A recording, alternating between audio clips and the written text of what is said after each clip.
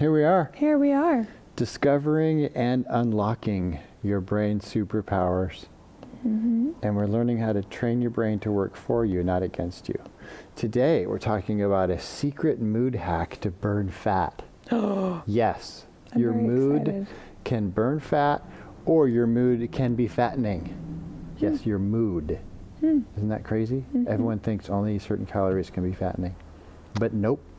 Interesting. There's more to it than that. So, this is a feelings chart.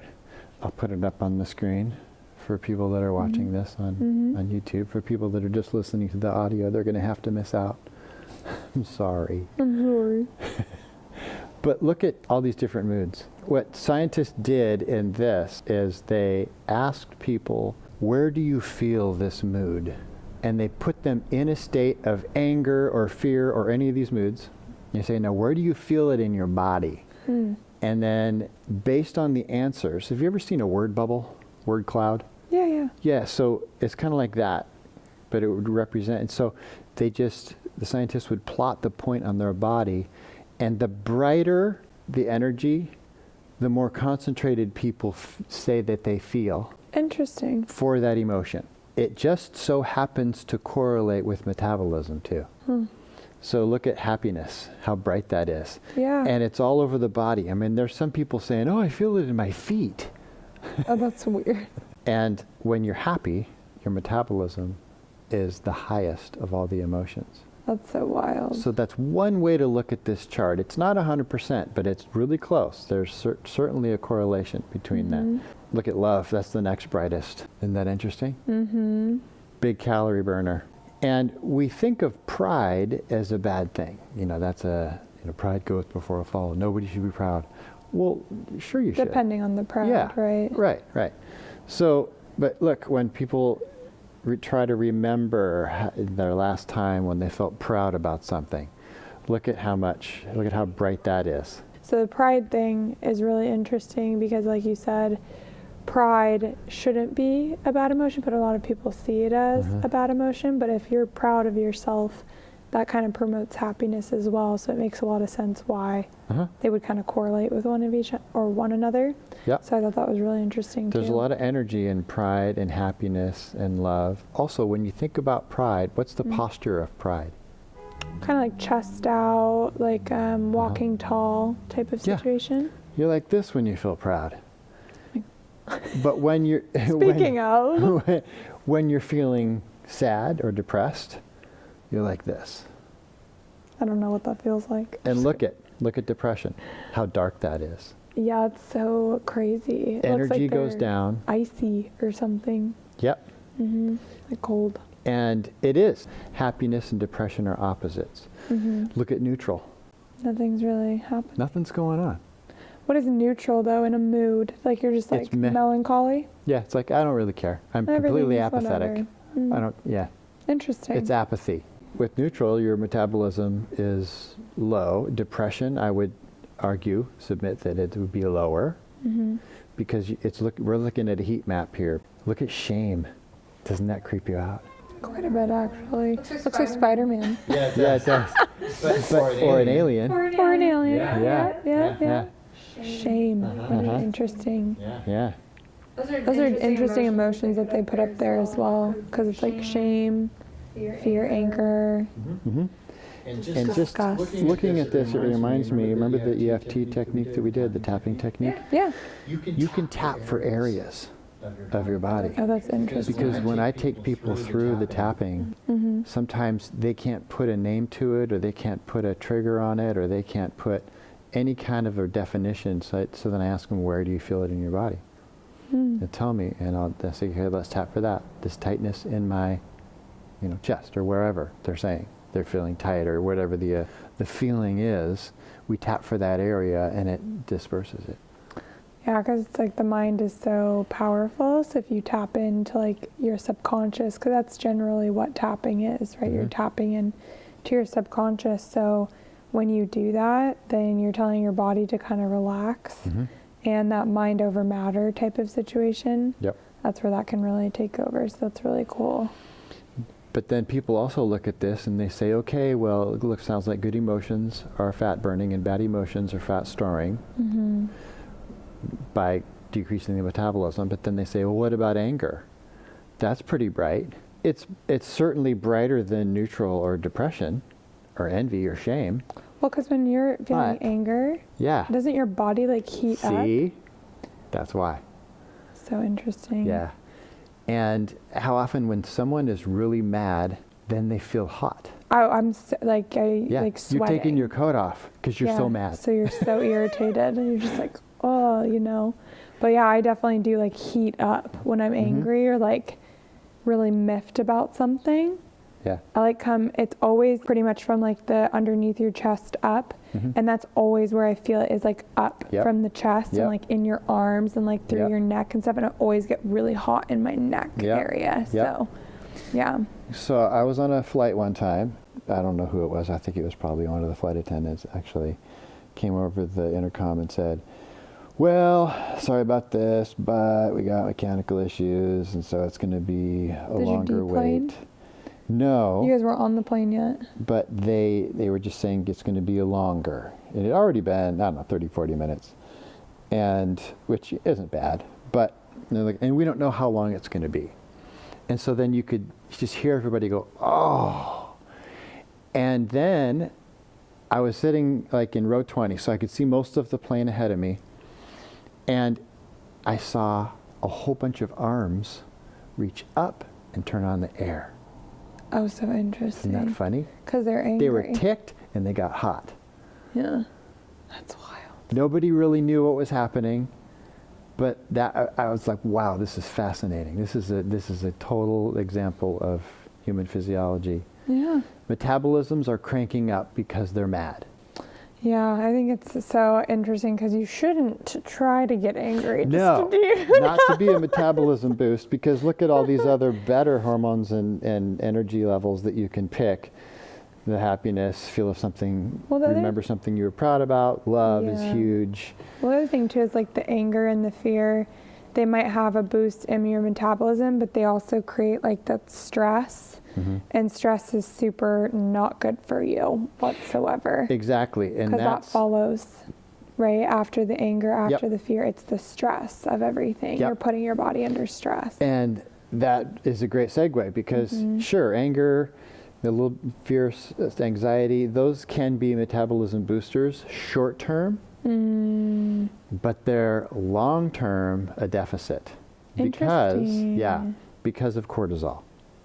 Yep. That's 100% why you could see it. Like if you saw this chart, for example, it looks like, oh, well, I can feel anything and it's fine as long as I'm not like depressed or whatever else is on there, sadness, those types of things. But those things, like you just said, are short term because of cortisol, and cortisol is like huge.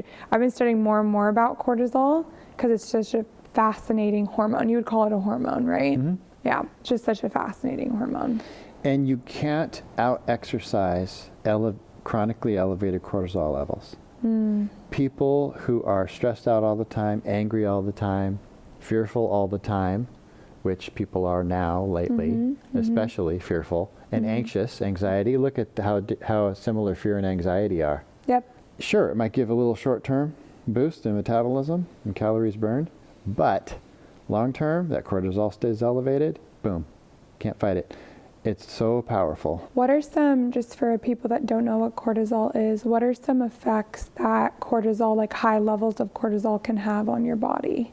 Well, it breaks you down. It breaks you down. Yeah, so it's meant to be something that helps us get out of dangerous situations. So if we're running away from a lion or tiger, it helps shunt blood to the muscles so we can get out of that situation really fast.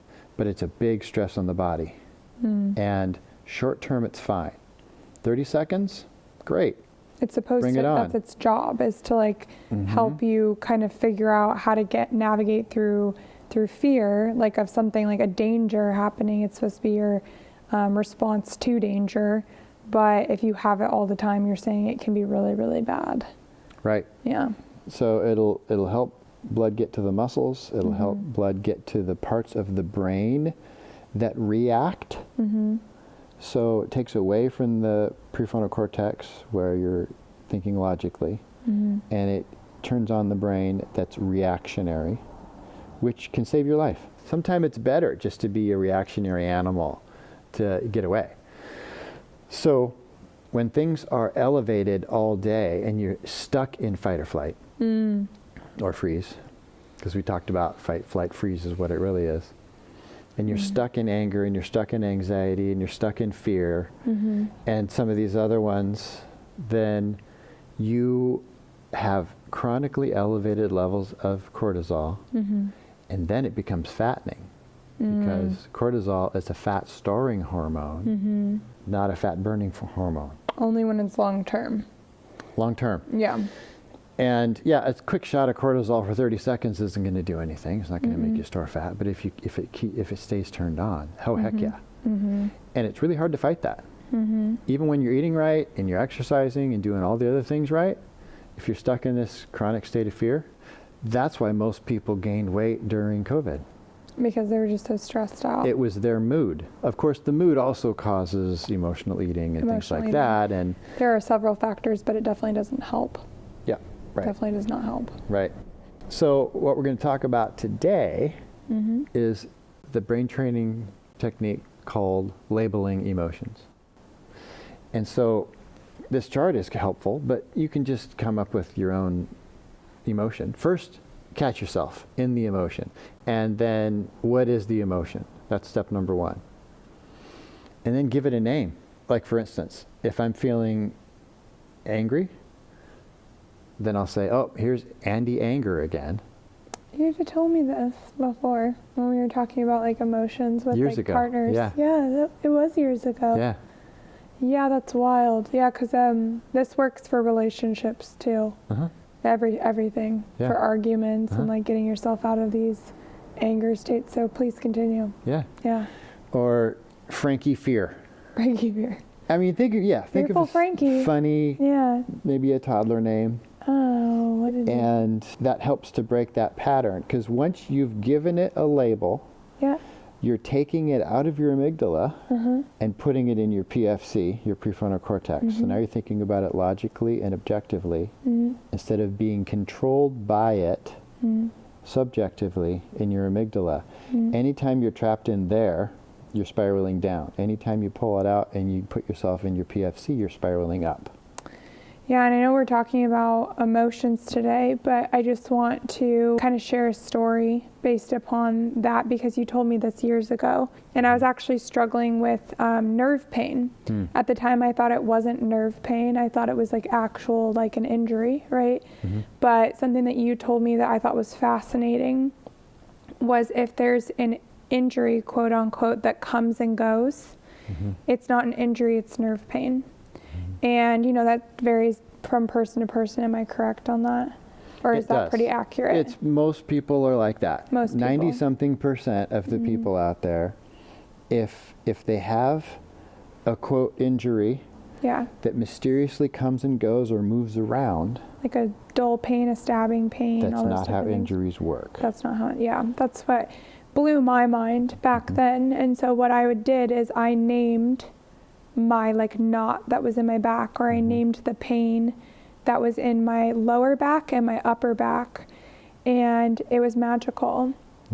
And I actually did it, and I would talk to, because we've talked about like the toddler a lot, which is just your subconscious mind, but also like you talk to yourself and it's mind over matter. And what I did is I would, you know, when it would start to flare, I'd go, Timmy, we're not doing this right now. It's not happening. We can't do this. I'm not okay with this. You need to stop. And I'd literally talk to it like a toddler. Like, you don't have to say, no, stop it right now, that kind of thing. It's just very calm. Like a good parent would talk to their toddler. Exactly. Just like very calm, cool, collected, but telling them, hey, this is not okay. And even saying why it wasn't okay actually worked even better. Like, I have this to do, so we can't do that, you know? So I did that, And at first it felt silly, like we've talked about before. These can feel really silly in the beginning.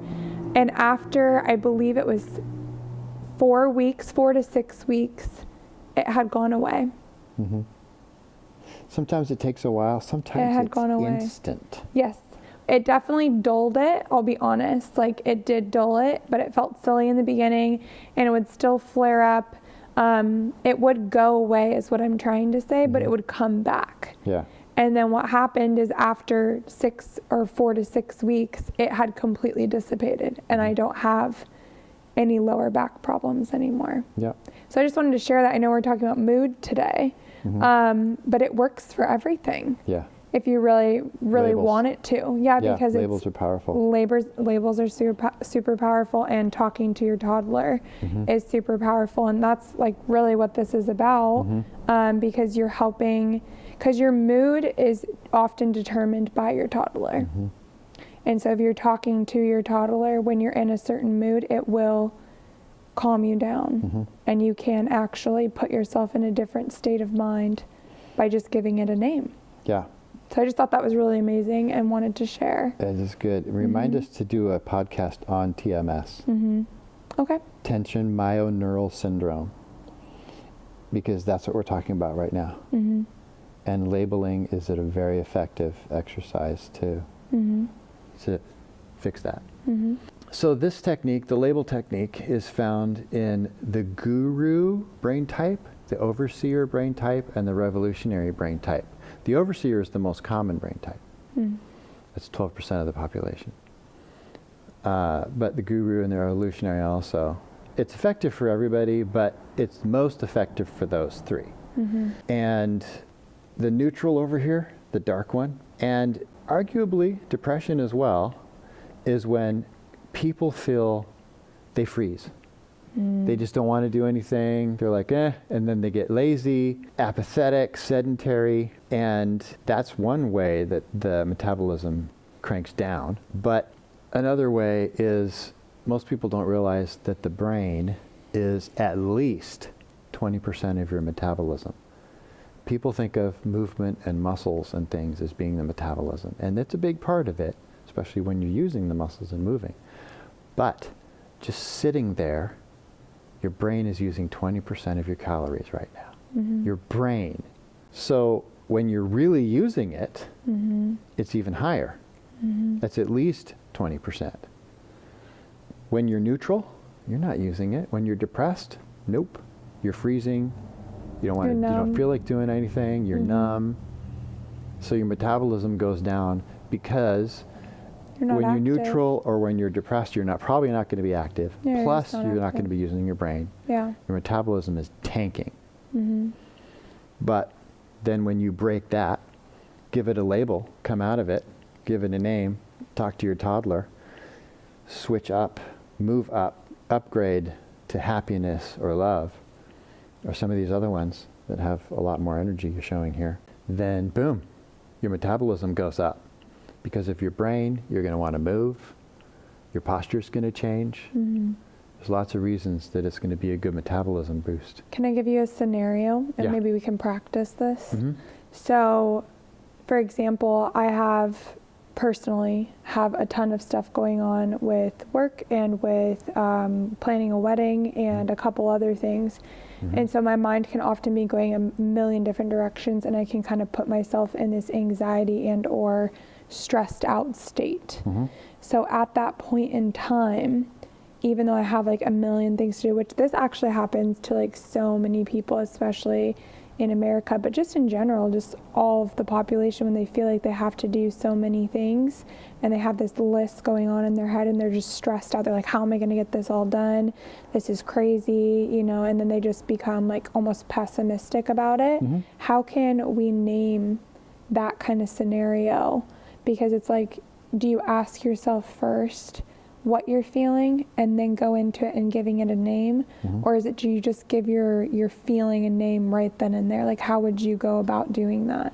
Give your feeling a name, but you also just described a downward spiral. So anxiety into pessimism. That's a great example of a downward spiral. So when maybe you don't catch yourself until you feel pessimism, then you can say, oh, Andrea anxiety just activated Patty pessimist, and boom, that's usually all you'll need. Because now your PFC is online. Yeah. Your PFC is analyzing it. And the brain cannot be in the amygdala and the PFC at the same time.